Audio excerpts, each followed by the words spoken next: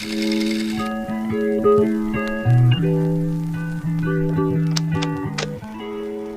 y'all, welcome back to the channel.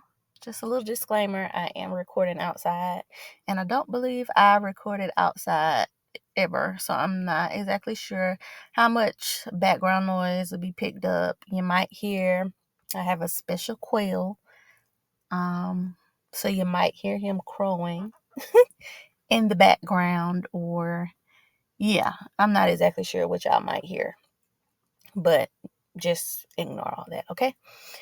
All right, so today is the 19th that I'm recording this.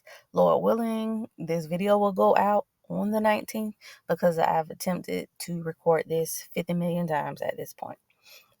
But okay, so earlier today I was in prayer and I was praying for the nations, right? And the Holy Spirit, he shifted my focus because initially I was interceding for like the borders, right? And asking God to place a hedge of protection around our nations and our borders. So I saw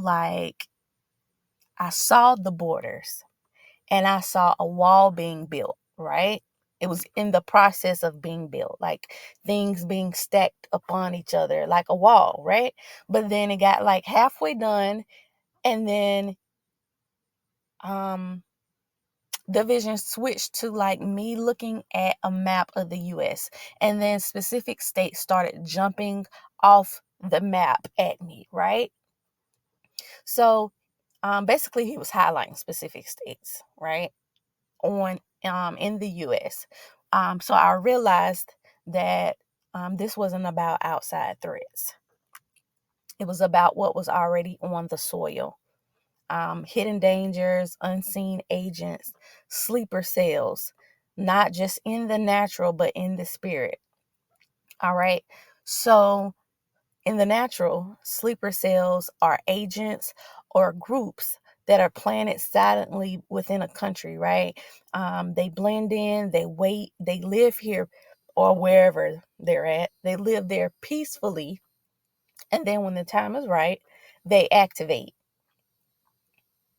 In the spirit, sleeper cells look like hidden sin, unrepentant habits, unresolved trauma, compromised leaders, or false doctrines, right? They lie dormant until pressure hits or exposure or opportunity brings it to light. Matthew 13:25 says, "But while everyone was sleeping, his enemy came and sowed weeds among the wheat." That's the enemy's strategy, to plant the destruction while no one is watching, to shift a culture or an entire nation from the inside out, quietly, strategically, and over time. These sleeper cells or these people that have been planted, or these sins that have been planted, they appear harmless. They're hard to detect and they cause chaos and confusion, both in the natural and in the spiritual.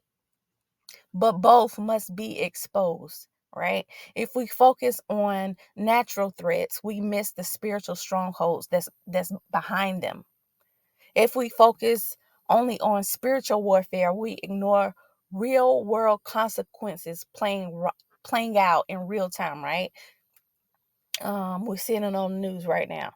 Again, because some attacks don't come from the outside, they're already planted inside the walls, inside families, in churches, in government, even in our own hearts. This is why, after God highlighted specific states on the map, he said, "I must strengthen you from the inside out." Proverbs 4:23 says, "Above all else, guard your heart, for everything you do flows from it." Proverbs 25:28 says, "Like a city whose walls are broken through is a person who lacks self-control." All right. Then we have gaps and breaches. 918 and 919 in Strong's Concordance. One is spelled Badaq. The other is spelled Bedeq. And one means to examine, to inspect, and to repair. The other means a breach, a hole, a leak in the wall. You can't repair what you're unwilling to expose, right? Isaiah 58:12 says, "You will be called the repairer of the breach."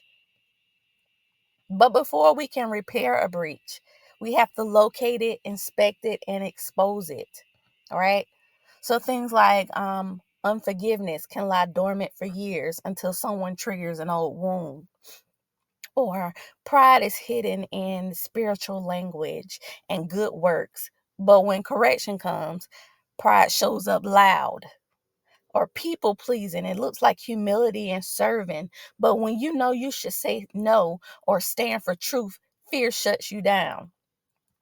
Or religious spirits that show up with rigid routines and performance based Christianity that mask your lack of intimacy with God. And you call things like new moves of God emotional and unnecessary. Or offenses, right? Offenses can be small, quiet, and easy to brush off. But when you feel forgotten, overlooked, or rejected, that thing comes to the surface. Or things like twisted theology. It sounds spiritual, even scriptural, but it caters to your feelings and cultural trends. And it leads people away from the truth little by little. Or have you ever like fell back into an old habit just when you were about to step into a breakthrough? That's a sleeper cell. All of these things are sleeper cells, a gap in your inner wall, a breach that must be repaired. They sabotage spiritual progress and give the enemy legal access. So think about it in a natural. Think about national security. A known threat inside this country or any country is far more dangerous than one that's still across the border. It's like locking your front door but leaving your back window wide open. You feel safe, but the enemy knows where the gap is, right? That's why we must self examine. That's why prayer matters. That's why we need supernatural exposure. You don't wait till the explosion to investigate. You search now, you pray now, you expose now. And then the Lord reminded me of Daniel 10, right? And I'm paraphrasing, but basically, Daniel fasted and prayed for 21 days. But the angel sent to him was delayed and was resisted by the Prince of Persia, which was a demonic ruler over that region. So there are natural and spiritual wars happening right now, and it's here on U.S. soil. The Bible isn't just like a book of metaphors, it's prophetic and it shows spiritual alignment, y'all. Persia is modern day Iran. Ephesians chapter 6 verse 12 says, "We wrestle not against flesh and blood, but against principalities, powers, rulers of darkness, and spiritual wickedness in high places." There are real territorial spirits assigned to delay, distract, and destroy. And while we're looking at the news, the real war is being fought in the unseen. So we must pray against the resistance. If we stay silent, we surrender. Ezekiel 22:30 says, "I look for someone to build up the wall and stand in the gap before me on behalf of the land." But what did God say? "But I found no one." The Lord is still searching. He's still looking for those that will stand between the breach and the destruction. Those who will say, "Not on my watch."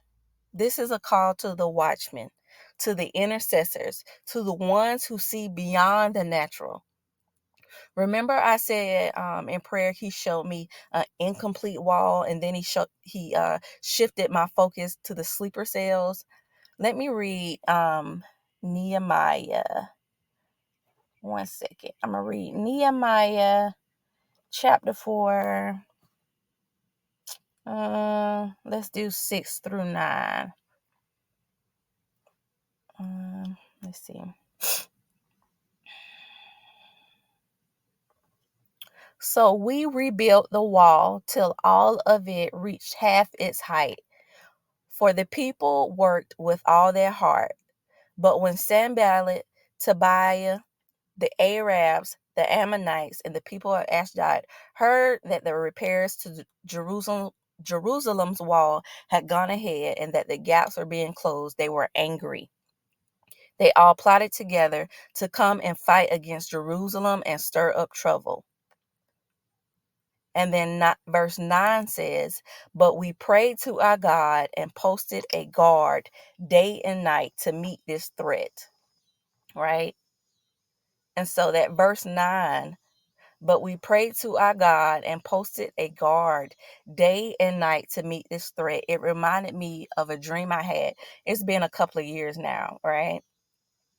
But basically I was standing and I was up high above everything, right? I was high and I could see in the distance the White House, and it was in ruins. It looked horrible. It was in ruins.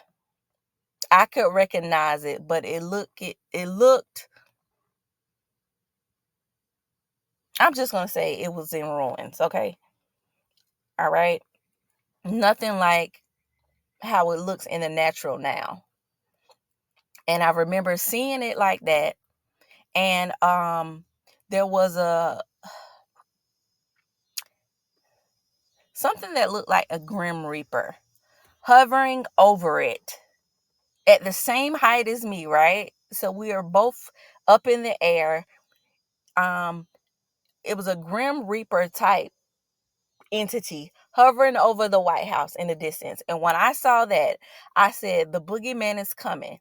After I said the boogeyman is coming, the scene shifted to me like I was in like a high-rise building, and I was going door to door, knocking on doors, saying the boogeyman is coming, the boogeyman is coming. I saw people that I knew in real life and people that I did not know.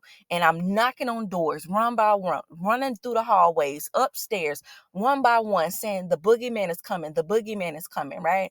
And everybody knew exactly who the boogeyman, they knew what that meant. They began grabbing up bags, right? So it was like they were prepared. They knew who the boogeyman was, and they knew what to do next. They had already prepared for this moment. So they wasn't asking for questions. They wasn't saying how much time we got. They weren't saying who's the boogeyman or what do we do now. They knew exactly what I meant by that, right? And I knew that we had enough time to get to where we were going if we left now, right? So everybody that I went to, every door that I went to, once I said it, they ran, grabbed up bags, and were heading to a location. Now, the location, that wasn't a part of the dream. But in the dream, everyone knew exactly what to do, and they were prepared to do what they needed to do to get to safety, right? All right. So that's basically a watchman. But what would have happened in that dream if I saw the White House looking how it looked, right? Tore down, basically, falling apart, crumbling, and I saw the Grim Reaper hovering over it, and I knew that the boogeyman was coming, and then I turned a blind eye, or I assumed someone else would do it, or I just flat out ignored it. What would have happened? Denial is destruction. Silence is surrender. Prayer isn't passive. It is spiritual defense. It's like a spiritual surveillance or God's alarm system, right? So what is God calling us to do right now? To pray for exposure, to pray for wisdom and for strength. That he expose the hidden thing that's already on our soil. That he uncovers every breach, both spiritually and physically. That the breaches be sealed, that he uproot every sleeper cell that's been planted in secret, right? We have to pray for the resistance to be broken, and that he strengthen the walls of our nations and strengthen the walls of our hearts. Luke chapter 12 verse 2 says, there is nothing concealed that will not be disclosed, or hidden that will not be made known. All right. So Lord, examine the land. Examine the walls, examine us, uproot what's hidden, dismantle what's demonic, reveal what's resisting you, and strengthen us from the inside out. Let the watchmen arise, let the prophets cry out, let the church return to its post, because we weren't called to be silent. We were called to stand in the gap, and we will. In Jesus' name, amen. All right, y'all. Until next time. Bye-bye.